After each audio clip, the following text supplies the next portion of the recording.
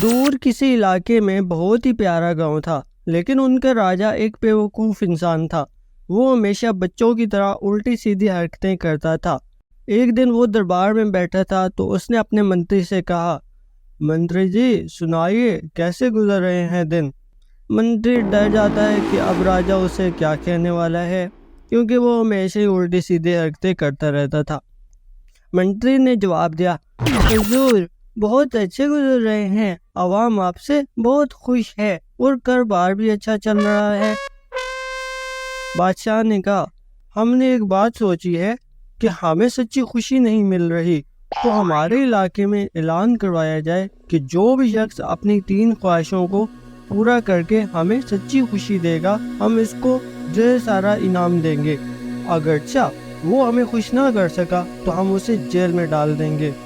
मंत्री ये सुन के बहुत परेशान हो गया कि अब ये नहीं क्या मुसीबत राजा ने गले में डाल दी। मंत्री ने कहा, जी हजूर ठीक है, आपका हुक्म सर आंखों पर, हम आज ही ऐलान करवा दिए देते हैं। पूरे गांव में ऐलान होता है, सुनो सुनो सुनो गांव वालों सुनो, राजा का फरमान है कि जो भी अपनी 3 ख्वाहिशों से राजा को सच्ची खुशी देगा उसे इनाम दिया जाएगा, और अगर राजा खुश ना हुए तो इसे जेल में डाल दिया जाएगा। सुनो सुनो सुनो। इस ऐलान के बाद बहुत से लोग राजा के पास गए, लेकिन कोई भी राजा को खुश ना कर सका, और ऐसा मुमकिन भी नहीं था कि वो राजा को खुश करता, वो भी अपनी 3 ख्वाहिशों से। इसी गांव में एक अक्लमंद लकड़हारा भी रहता था। एक दिन वो लकड़ियां काट रहा था कि रामू उसका दोस्त उसके पास आता है और कहता है, ये जहानत लेकर कहाँ जाओगे तुम? लगता है तुमने राजा का ऐलान नहीं सुना।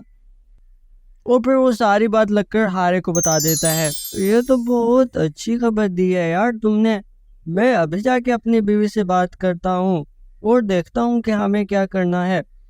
लकड़हारा जल्दी से घर चला जाता है और अपनी बीवी से कहता है, दुल्हन रानी, गांव में ऐलान हुआ है कि जो भी अपनी 3 ख्वाहिशों से राजा को सच्ची खुशी देगा, राजा उसे इनाम देंगे। तुम क्या कहती हो? वैसे मैं भी बहुत अक्लमंद हूँ और मैं ये काम कर सकता हूँ। बीवी ने कहा, रांझा तुम वाकई बहुत अक्लमंद हो, परंतु अगर राजा को खुश ना कर सके तो हमारा क्या होगा? और मैं तो वैसे भी अकेली रहती हूँ, और फिर मेरा क्या बनेगा? मेरा कौन ख्याल रखेगा? परेशान ना हो मेरी शहजादी, मैं ये काम जरूर कर लूँगा और हम हमेशा के लिए साथ रहेंगे।